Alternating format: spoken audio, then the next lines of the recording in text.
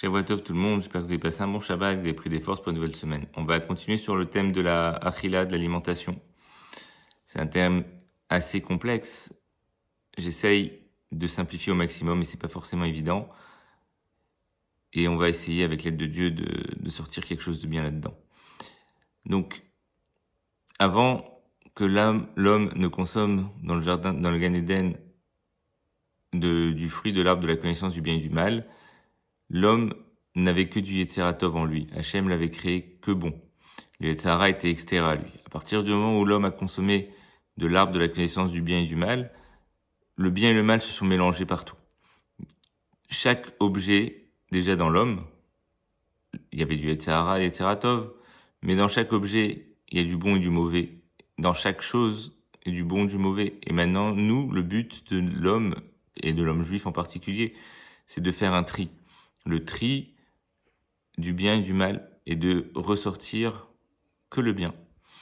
L'alimentation, par exemple, quand on va consommer quelque chose, le corps, il va garder des éléments nutritionnels importants pour son fonctionnement, et il va éliminer tous les déchets. On va élever, en faisant la bracha avant de consommer un aliment, on va élever les étincelles de Gdusha qui se trouvent à l'intérieur. Et ainsi de suite. Dans tous les objets qu'on va garder, qu'on va avoir avec nous, on peut les utiliser dans le bien, dans le mal. Si on les utilise dans le bien, alors on les a élevés. Si on les utilise dans le mal, malheureusement, on n'a pas fait le travail qu'il fallait qu'on fasse. Et l'alimentation est un exemple de ce tri, parce que c'est quelque chose d'évident. On voit, on mange, il y a des choses gardées et des déchets.